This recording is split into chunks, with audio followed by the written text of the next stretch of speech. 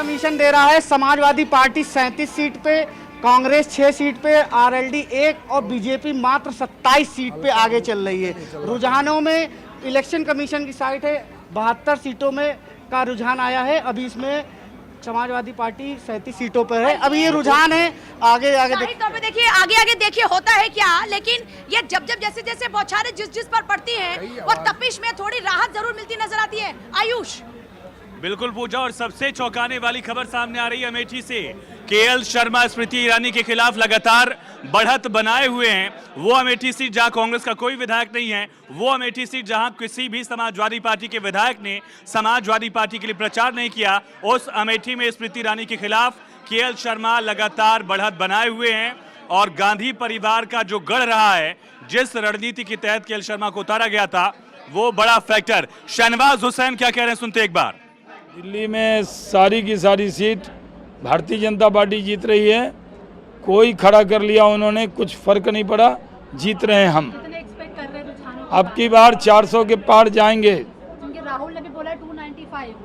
अरे वो तो गाना गाया है सिद्धू मूसावाला का, खुद ही गाना गा के बता दिया, कोई सीरियस नहीं है। उनके आंकड़े पर कौन यकीन कर रहा है। तो शहनवाज हुसैन को आपने सुना, 7 सीटों पर जीत का दावा दिल्ली में, लेकिन तस्वीर बदल रही उत्तर प्रदेश के, देश का सबसे बड़ा सियासी सूबा, जहां 2014 में बीजेपी को 72 सीटें मिली थी। और जफर इस्लाम बीजेपी के प्रवक्ता क्या कह रहे हैं, सुनिए।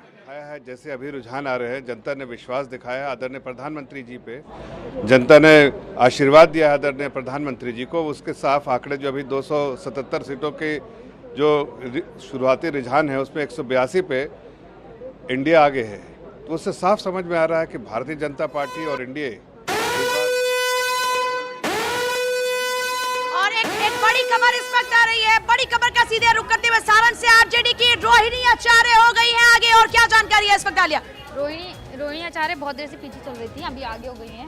लालू यादव की बेटी। और ये क्या, काराकाट से पवन सिंह पीछे हो गए, आसनसोल छोड़कर पहुंचे थे। काराकाट में निर्दलीय के तौर पर चुनाव लड़ा, लेकिन इस बीच पवन सिंह पहले शुरुआत में आगे चल रहे थे, लेकिन अभी हो गए हैं पीछे। पवन सिंह की एंट्री ने काराकाट के मुकाबले को बेहद दिलचस्प बना दिया, त्रिकोणीय मुकाबला कर दिया था पवन सिंह, लेकिन अभी पीछे हो गए हैं। यूपी से खबर, मध्य प्रदेश से हर अपडेट आपको दे रहे हैं। सबसे पहले आयुष, आपके पास क्या जानकारी? बिल्कुल, और रविंद्र भाटी भी पीछे चल रहे हैं। जो सोशल मीडिया के स्टार थे, वो सोशल मीडिया तक क्या सीमित रह जाएंगे, ये बड़ा सवाल। जैसा पूजा आपने बताया कि लगातार पवन सिंह पीछे चल रहे हैं, शुरुआती दौर में बढ़त बनाई थी। इसी तरह से बाड़मेर की सीट से शिव के विधायक लोकसभा में निर्दलीय प्रत्याशी रविंद्र भाटी भी पीछे चल रहे हैं। यहां से उम्मीदवार राम बेनीवाल लीड बनाए हुए हैं।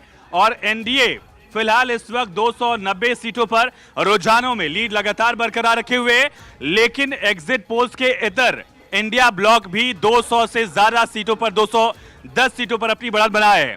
और सबसे अहम लड़ाई उत्तर प्रदेश की रायबरेली सीट, जहां सोनिया गांधी लगातार सांसद रही, राहुल गांधी पहली बार यहां चुनाव लड़ रहे हैं, वहां से राहुल गांधी लीड कर रहे हैं। सारण से इसी तरह से रोहिणी आचार्य जीत आगे बढ़ा रही है दरअसल अपनी मार्जिन को। और दिनेश लाल यादव निरहुआ, आजमगढ़ से धर्मेंद्र यादव और दिनेश लाल यादव में एक कड़ी टक्कर दिख रही। पूजा, अभी शुरुआती दौर में धर्मेंद्र यादव बढ़त बनाए हुए थे, लेकिन अब निरहुआ ने भी वापसी की है। और ये एक ऐसी सीट है, आजमगढ़ से मुलायम सिंह यादव से लेकर अखिलेश यादव तक सांसद रहे हैं। धर्मेंद्र यादव को उतारा गया था उपचुनाव में, उन्होंने शिकस्त झेली, लेकिन गुड्डू जमाली को यहां सपा में शामिल कराने के बाद समीकरण क्या बदलेंगे, लेकिन फिलहाल बढ़त में ऐसा दिख नहीं रहा है। और उससे भी बड़ा फैक्टर ये कि जहां राजस्थान में कांग्रेस 10 सीटों पर लगातार आगे चल रही है, पिछले 2 बार से राजस्थान में बीजेपी ने एक तरह से पूरा शिकस्त दिया कांग्रेस को, चारों खाने चित किया, लेकिन इस बार लड़ाई टक्कर की। और कल्याण से सांसद श्रीकांत शिंदे, जो कि मुख्यमंत्री एकनाथ शिंदे के बेटे हैं, यहां से वो एक बार फिर से उम्मीदवार, वो जीत रहे, आगे लगातार बढ़त बनाए हुए हैं। और मनोहर लाल एक बार फिर से आगे हो गए। पूजा, एक बार फिर से मनोहर लाल आगे, लड़ाई कांटे की है। मनोहर लाल आगे हो गए हैं, करनाल से चुनावी मैदान में हैं, हरियाणा के पूर्व मुख्यमंत्री हैं, इस बार लोकसभा का चुनाव लड़ा और अभी आगे हैं, कल बैठक में भी पहुंचे थे। और अभी देखिए खबर आ रही है उत्तर प्रदेश को लेकर भी कि यहाँ जिन जो दिग्गज है उनकी साख दांव पर लगी थी। पहले अपडेट इस वक्त आलिया के पास। आलिया, क्या जानकारी? आजमगढ़ से दिनेश लाल यादव आगे हो गए हैं। आजमगढ़ में दिनेश लाल यादव आगे हो गए हैं। चंडीगढ़ से लगातार मनीष तिवारी आगे बने हुए। देखिए चंडीगढ़ में इस बार बड़ा बदलाव देखने को मिल रहा है। बीजेपी की जहां पर एक मजबूत पकड़ रही वहां मनीष तिवारी इस वक्त लगातार आगे चल रहे हैं और कुरुक्षेत्र में देखिए नवीन जिंदाल इस वक्त आगे चल रहे हैं। और राहुल गांधी की बात करते हैं तो देखिए वायनाड और रायबरेली से चुनावी मैदान में है। वायनाड में राहुल गांधी लगातार बढ़त बनाए हुए हैं। रायबरेली की बात करते हैं तो वहां पर तो फिर भी थोड़ा सा ऊपर नीचे आंकड़ा जा रहा है, लेकिन वायनाड में राहुल गांधी लगातार बढ़त बनाए हुए हैं। आजमगढ़ से बीजेपी के दिनेश लाल इस वक्त आगे हैं। वायनाड सीट पर राहुल गांधी लगातार बढ़त इस वक्त बनाए हुए हैं। बंगाल के बहरामपुर की बात करते हैं तो अधीर रंजन लगातार वहां से बढ़त बनाए हुए हैं। और देखिए यहाँ पर जाहिर तौर पर माना जा रहा था कि अधीर रंजन अपने दम पर वहां चुनाव लड़ते हैं, वहां कांग्रेस का ऐसा कोई नहीं कि पृष्ठभूमि के आधार पर